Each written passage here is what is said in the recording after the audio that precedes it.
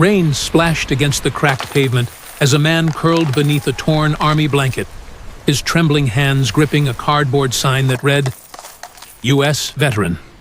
Hungry. Look at this guy. Please, help.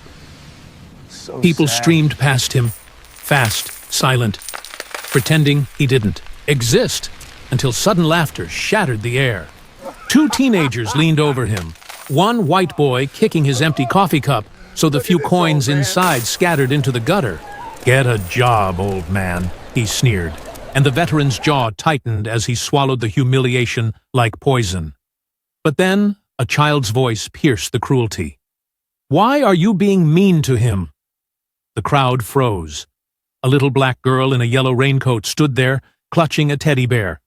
Without hesitation, she sat down beside the homeless man. Gasps, murmurs, phones lifted, cameras recorded. And what happened next would tear the entire town apart.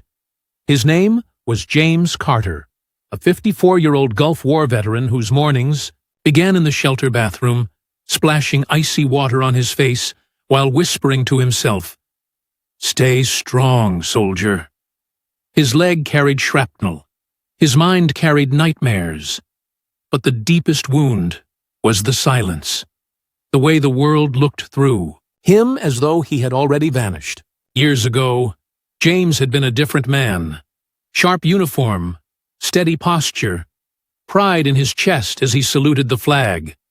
He had led men through desert nights filled with explosions and terror, promising them they'd all make it home.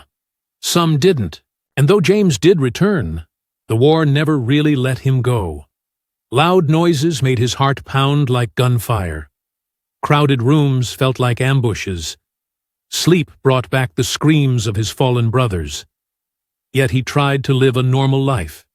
He married, worked security jobs, raised his daughter Jasmine. He was strict but gentle, a father who never missed a school play, who braided her hair when her mother was tired. But the stress built, the nightmares grew, and his marriage collapsed. His wife moved away with Jasmine, and James drowned in guilt, depression, and pills the VA handed out like candy. Eventually, the pills ran out, the job was lost, and so was the home. Still, he fought to live with dignity. He applied for work wherever he could. Security guard, delivery driver, store clerk. But the words, "We'll call you," always meant nothing.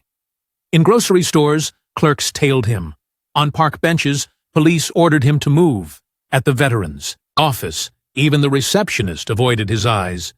Yet James gave what little he had, a smile to strangers, help carrying groceries for an elderly woman, even his last sandwich to a man hungrier than himself.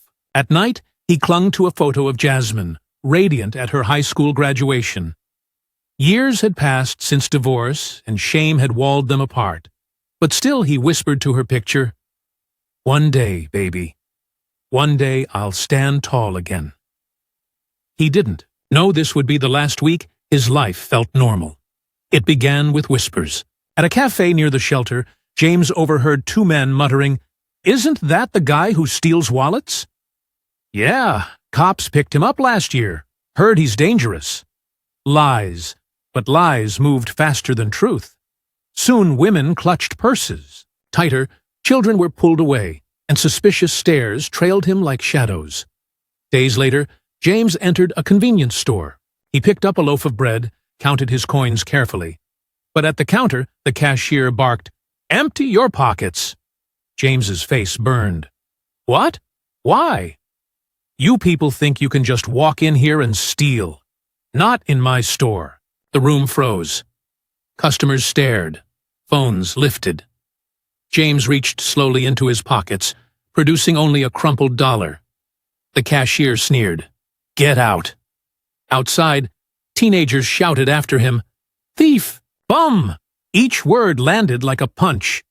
That night, rain hammered the streets as James huddled under an awning.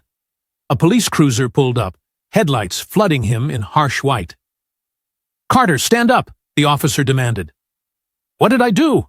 James asked, rising slowly on his bad leg. "We got a report.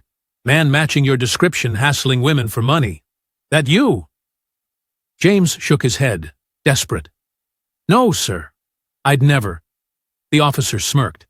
"Funny, 'cause every time trouble happens around here, your face shows up." He didn't arrest him, didn't even search him, just shoved him back into the rain, his contempt heavier than handcuffs. For James, the betrayal cut deeper than chains. He had once worn that same uniform, fought under that same flag. Now he was nothing but a suspect. 3 days later came the worst blow. At the subway entrance, James laid down his cardboard sign, hands shaking from hunger. A group of office workers approached, one filming with his phone. "Hey guys, check it out, our local hero.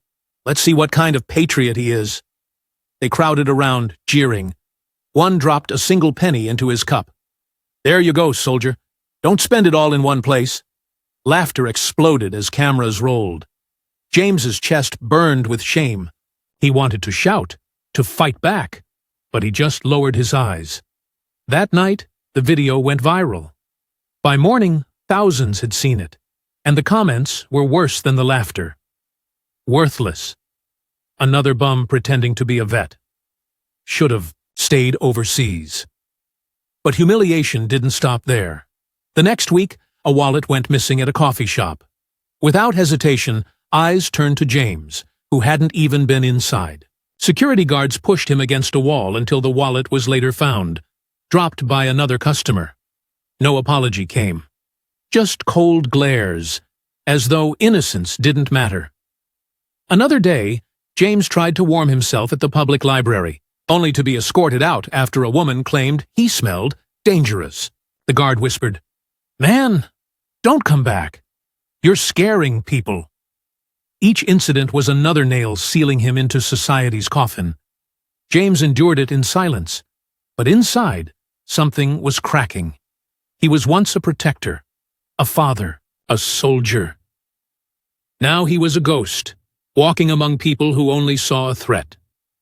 Saturday brought a bitter wind as James sat outside the courthouse steps, wrapped in his thin blanket, unseen and uncared for. His stomach groaned from hunger, his body shook from cold, but worse was the weight in his chest, an unbearable loneliness. Then came the little girl in the yellow raincoat, teddy bear in hand, her innocent eyes locking onto him. She walked forward and sat down beside him, knees brushing his.